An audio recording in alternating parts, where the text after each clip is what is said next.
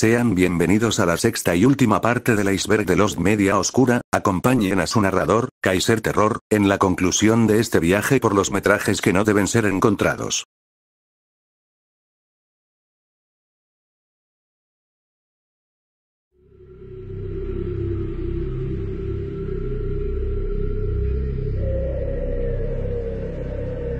Instintos caníbales fue una novela no completada del asesino en serie mexicano José Luis Calva Cepeda, mejor conocido como el poeta caníbal, responsable del asesinato de 3 mujeres y de la canibalización de una de ellas, siendo esta última su novia.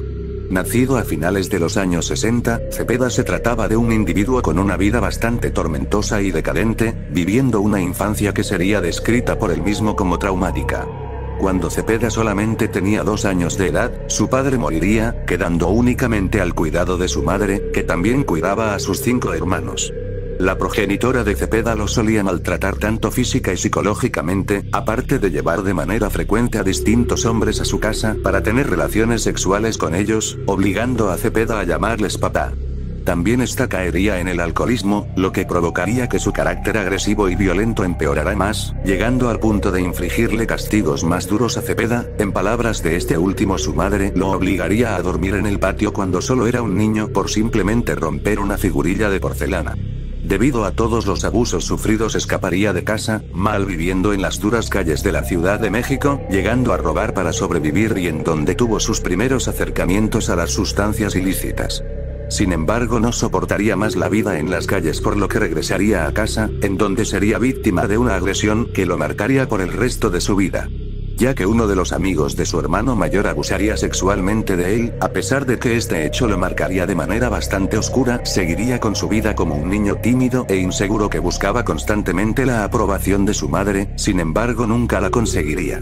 Aunque el rechazo por parte de su madre era constante, dicha idea perduraría, ya que en su adolescencia y vida adulta llevaría a su casa a las distintas novias que tendría para conseguir el visto bueno de su madre. De estos noviazgos uno terminaría pasando a ser un matrimonio en 1992, en el cual tendría una hija. Sin embargo, dicho matrimonio fracasaría y se terminaría separando de su esposa, perdiendo la custodia de su hija. Tras esta ruptura crecería un fuerte odio hacia las mujeres dentro de la psique de Cepeda. Años después, ya en 2004, empezaría otra relación, que al igual que la anterior, estaría destinada al fracaso, aunque en esta ocasión posterior a la ruptura secuestraría y torturaría a su expareja, acabando con su vida para después abandonar sus restos en un terreno baldío. Poco tiempo después volvería a quitarle la vida a una mujer, siendo esta vez una dama que se dedicaba a la prostitución. La llevaría a su casa con el presunto fin de contratar sus servicios, pero la dama sufriría el mismo destino que la primera víctima de Cepeda. Pasados 3 años de los primeros asesinatos, comenzaría de nuevo otra relación, no obstante su nueva pareja terminaría igual que sus anteriores víctimas. Tras la desaparición de la Occisa, su familia reportaría su desaparición a las autoridades para tratar de dar con su paradero. Tras eso llegaría el día 8 de octubre del 2007, aquel día la policía arribaría a la casa de Cepeda para interrogarlo al considerarlo un sospechoso por la desaparición de su novia. Al principio se mantendría tranquilo ante el interrogatorio de los oficiales, sin embargo, los agentes de la ley se distrajeron, lo cual sería aprovechado por Cepeda para escapar de su hogar, pero sería atropellado por un taxi, siendo auxiliado por las autoridades que lo llevarían a un hospital. Ese mismo día su vivienda fue cateada por la policía, quienes descubrirían en el interior del inmueble los restos de la expareja de Cepeda junto con un plato en el que yacía la carne ya cocinada de esta última, junto con limones y salsa. Pero eso no sería lo único que las autoridades encontraron, sino que también la inacabada novela anteriormente mencionada, la cual sería confiscada por la policía capitalina junto con demás cosas que estaban en el interior de la vivienda. Finalmente Cepeda terminaría en prisión y moriría el 7 de noviembre del 2007, presuntamente quitándose la vida él mismo, aunque se especula que pudo haber sido asesinado dentro de prisión. El estado de este material es totalmente perdido, ya que al estar relacionado al caso de un asesino y estar en poder de la policía capitalina, es altamente probable que nunca sea liberado al público general.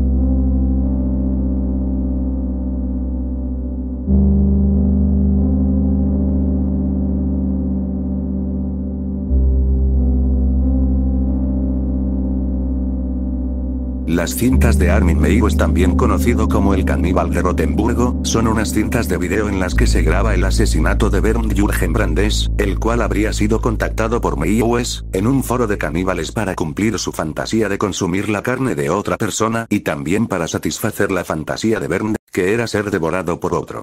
Nacido a principios de la década de los años 60 en Essen, Alemania, Meiwes viviría una infancia infeliz, a pesar de que en su niñez temprana vivió rodeado por su familia y los animales de la casa rural en la que residió. Su padre y hermanos abandonarían su hogar, dejándolo únicamente al cuidado de su asocial y controladora madre. La soledad en la que se vio inmerso, hizo que terminara creando un amigo imaginario al que terminaría considerando su hermano. Ya entrado en la adolescencia, Meiwes comenzaría a sentir una fuerte atracción sexual por su hermano imaginario y por los pocos chicos que llegó a conocer. Aquí es cuando empiezan los deseos caníbales de Armin, ya que este deseaba crear un vínculo estrecho con otras personas, considerando el comerse a una como la mayor forma de unión, al encontrarse así esta dentro de él.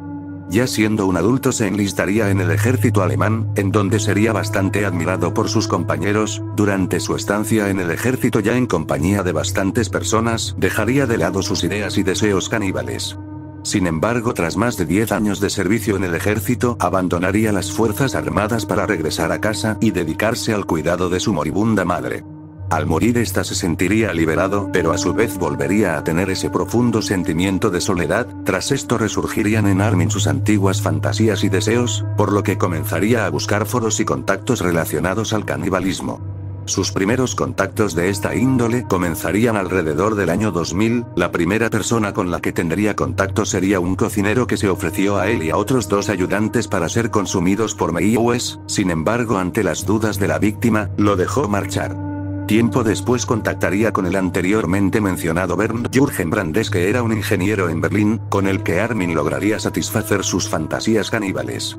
Meiwes conocería a Jürgen en un chat. Este le diría a Meiwes que la violencia y la tortura formaban parte de sus fantasías sexuales.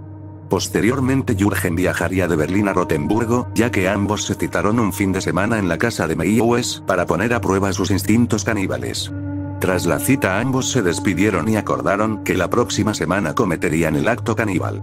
Sin embargo, tras la cita Jürgen cambiaría de opinión y llamaría a Meiwes para que lo recogiese y lo llevara de nuevo a su hogar para seguir conversando. Tras varias horas de conversación, Jürgen le propuso a Armin que en ese mismo instante lo consumiera, empezando por cortar su miembro viril, que tras una gran cantidad de alcohol y medicamentos para no sentir dolor se le sería amputado y posteriormente cocinado por Meiwes.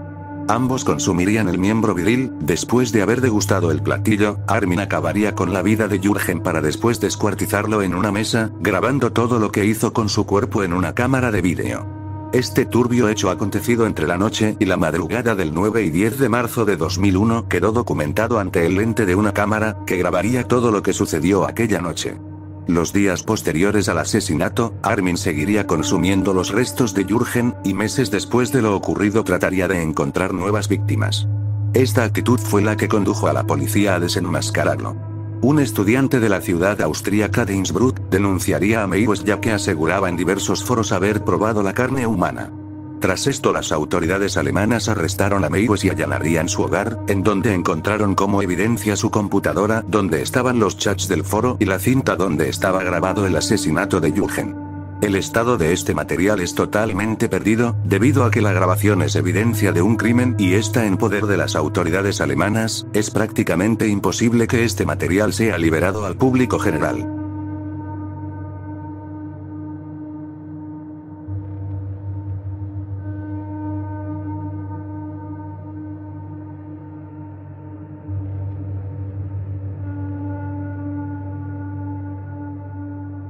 La masacre de Tlatelolco fue un funesto hecho que quedaría marcado en la conciencia colectiva mexicana, al ser uno de los momentos más oscuros y tristes de la historia del país. Durante la década de los años 60 se sentía un tenso ambiente político y social en México, debido a la constante represión por parte del Estado que perseguía y silenciaba a cualquiera que exigiera libertad.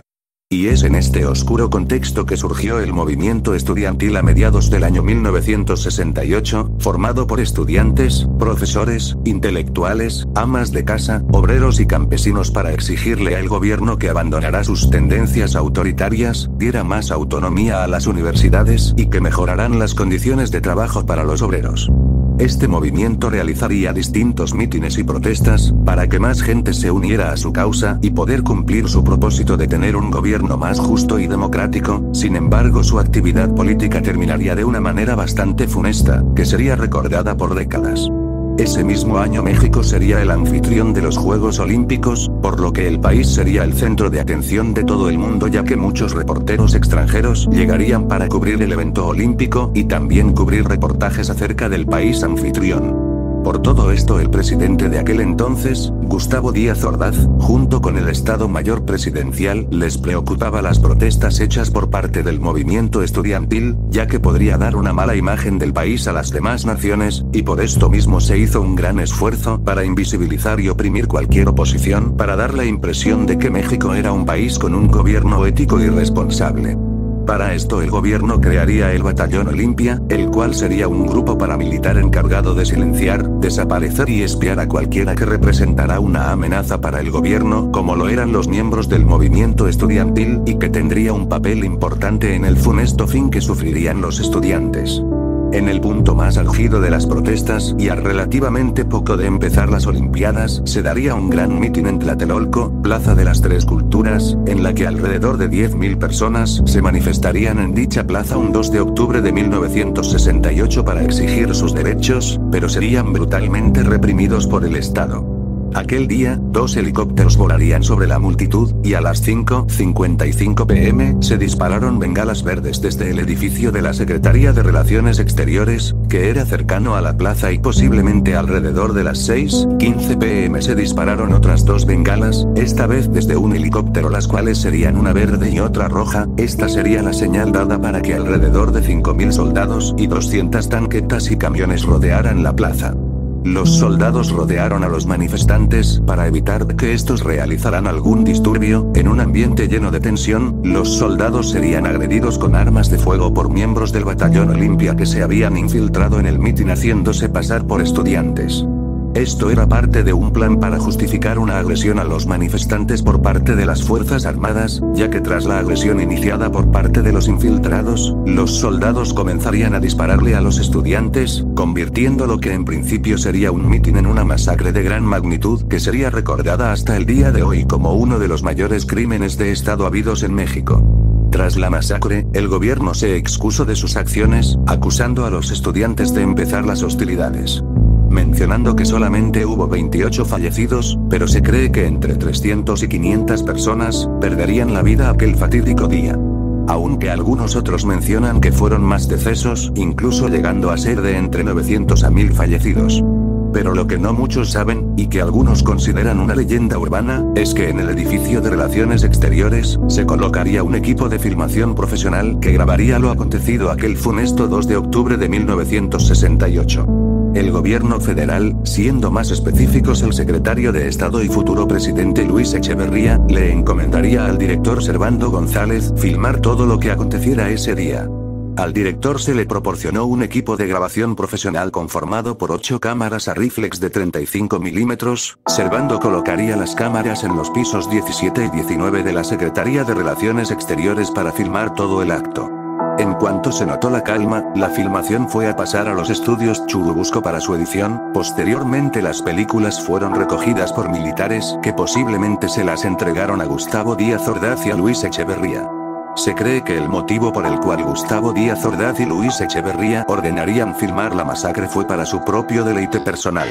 Para disfrutar viendo cómo los estudiantes eran brutalmente asesinados por los soldados que ellos mismos enviaron para ahogar con violencia sus gritos que clamaban por libertad. Para que ambos políticos vieran con lujo de detalle cómo el brutal crimen que cometieron saldría a la perfección.